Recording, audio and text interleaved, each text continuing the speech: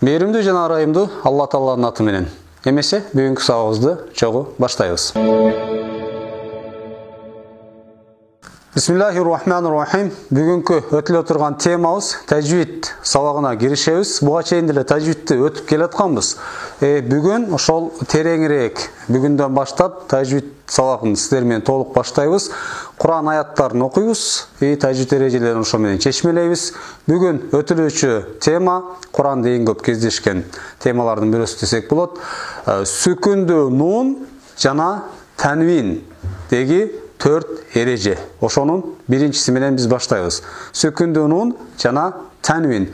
Сүкүндүү нун деп, сүкүндүү нун кадимки адаттагы нун сүкүнү менен келсе, нун бул сөз өзүнчө жазылганда же сөз ортосунда да болушу мүмкүн, мындай абалда.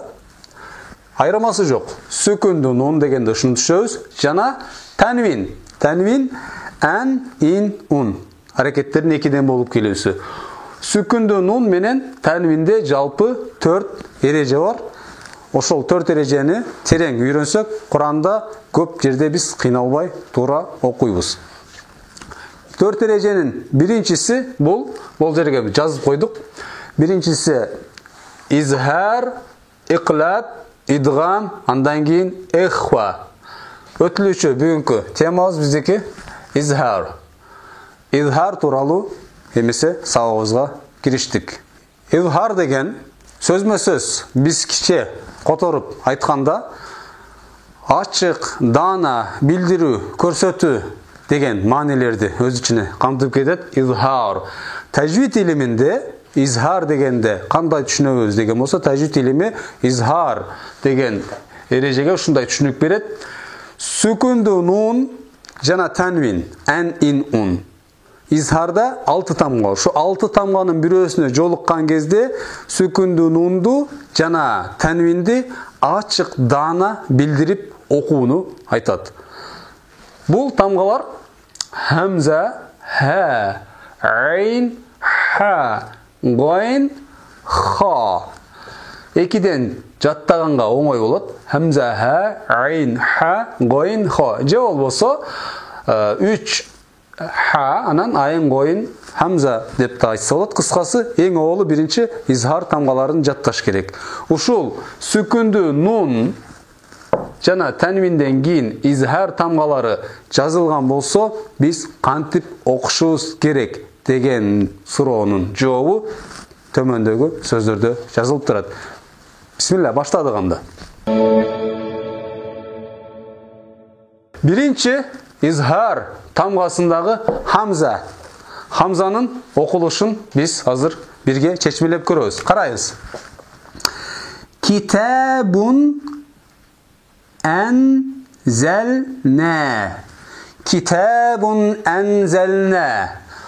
Карайбыз. Танвин хамзага жолукту. Хамзага жолукканда китабун деп ачык окуу ушул изхар эрежеси.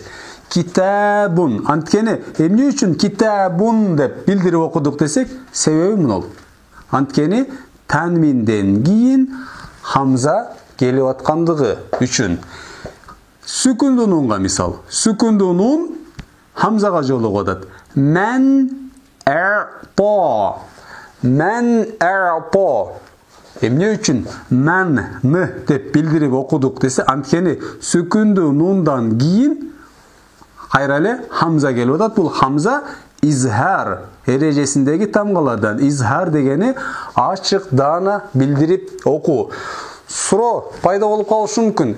Эмне үчүн биз буга чейин деле ачык, даана билдирип окудук эле, кээ бир жерлерде жашырылып калабы, окулбай калабы десе, биз жооп беребиз, албетте ооба ошондой. Окулбай калат. Танвин кээде китабун болуп калышы мүмкүн. Же өзүнөн кийинки тамгага кирип кетиши мүмкүн. Же орун мин менен алмашып кетиши мүмкүн. Башка тамгаларга жолукканда, качан ушул 6 изхар тамгасына жолукканда кандай жазылса, ошондой гана окулат. Бул биринчиге мисал. Же сөз ортосунда вайян ауна. Сүкүндүү нун хамзага жолугат бул жерде дагы. وَيَنْأَوْنَا. Екінші мисал.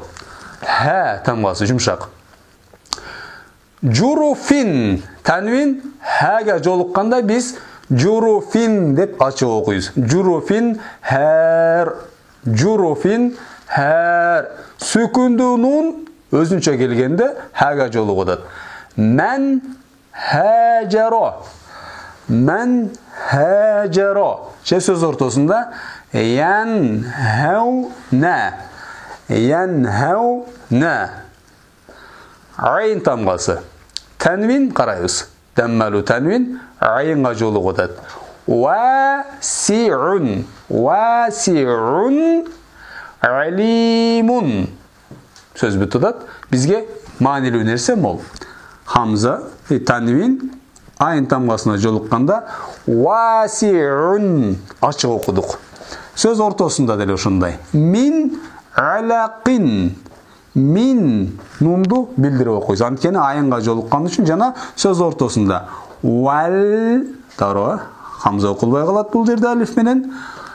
Ан аму вал ан аму нунду биз ачык билдирип окуйбуз. Анткени айынга жолугуп аткандыгы үчүн. Ошол сыяктуу калган тамгалар деле ушундай. Карап көрсөңүздөр.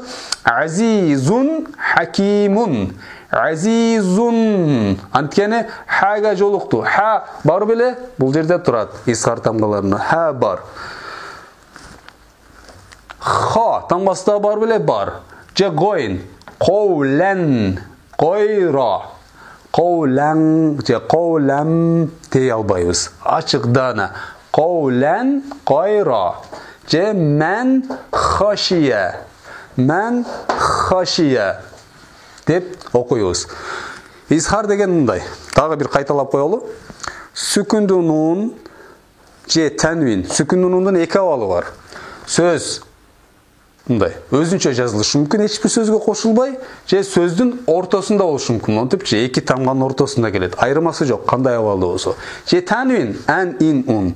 Ушул изхар тамгаларынын бирөөсүнө жолуккан болсо, хамза ха, айн ха, гойн хо жолуккан болсо дегени ушул сүкүндүү нун жазылат же тәнвин жазылат, андан кийин бул тамгалар келет. Мисалы, мен хаджаро нунга ха жолукту деп айтылат. Ха нунга жолукту эмес, нун хага жолугат. Ошондой болгондо биз ачык дана билдирип окуйбуз. Кыскасы, кандай жазылса, ошондой окуй алабыз. Изхар эрежесинде гана. Изхар арабчасы туурараак айтканда. Мисалы, биз майда сүрөлөрдөн бирден бир аят келтиргенге аракет кылабыз. Ихлас сүрөсүнүн эң кичине сүрөлөрдүн бирөөсү, эң акыркы аятында карап көрө турган болсок, «Валам якун лаху куфуан». Валам якун лаху созоза эки алиф өлчөмүндө. Куфуан ахадун. Аяттын аягында токтоо себептүү биз мындан алдын тамгаларды өткөнбүз. Биз бул жерге эмне коебуз? Сүкүн коебуз дагы. Ахад. Валам якун лаху куфуан ахад. Суроо пайда болуп калышы мүмкүн. Бул жерде деле сүкүндүү нун турат, бирок ламга жолуктуго эмне үчүн якун деп окуп атабыз десе, биз бул эрежеге келе элек үчүн гана биз якун деп өттүк. Аслында бул мындай болуп окулат. Нун жазылат дагы валам якул лаху болот. Муну бир кыстырма эле кылып өтүп атабыз. Бунун ордунда өзгенен түшүндүрөбүз. Макулбу? Валам якул лаху куфуан ахад. Хамзага жолуккандыгы үчүн. Фалак сүрөсүнүн эң акыркы 5-аятында ва мин шарри хасидин. Бизге керектүү жер ушул. Хасидин танвин хамзага жолукту. Иза хасад. Иза хасад. Хасидин иза хасад. Же Кадр сүрөсү Инна анзалнаху фи лейлатил кадр сүрөсүнүн эң акыркы аятында саламун. Салам кичинекей алифе созобуз. Саламун хия. Эмне үчүн мун деп окуду десе, анткени танвин ha'ga jolukkanlığı üçün açık dana bildirip okudum. Selamun hiye hatta matla'il fajri. Toktaş gerek bolgan bolsa biz kantip toktoyuz? Selamun hiye hatta matla'il fajr. Hormattуу көрөрман, izhar degende түшүндүрө алдык болуш керек. Куранды ачасыздар дагы карайсың. Сүкүндүү нун сөз ортосунда болсун, же өзүнчө болсун, же танвин ан ин ун. Ушул жогоруда айтылган хамза ха, айн ха, гойн ха тамгаларына жолуккан болсо, ачык дана билдирип окуйбуз. Корутундулап айта турган болсок, кандай жазылса, ошондой гана окуйбуз, эрежесиз.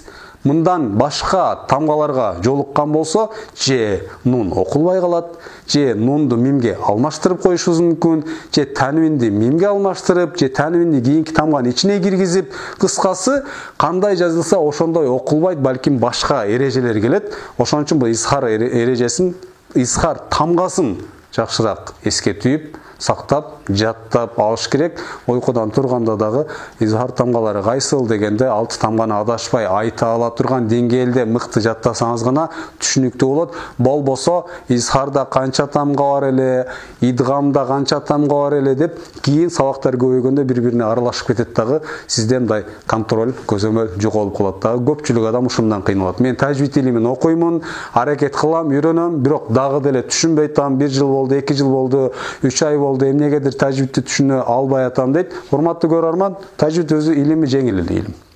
Бир тема өтөбүз, эми буну практиковать этебиз. Куранды ачабыз, ушул келген жерлерди жок дегенде сиз колуңузга дептер, ручка алып туруп, эң кеминде хамзага бир 10 сөз, айынга, айын менен кездешкен же 10, ар бир тамга кеминде 5 же 10го чейин сөздөрдү жазып, жаттасак гана биз өздөштүрүп кете алабыз. Урматтуу көрөрман, кийинки сабактан көрүшкөнгө чейин. Ассаламу алейкум.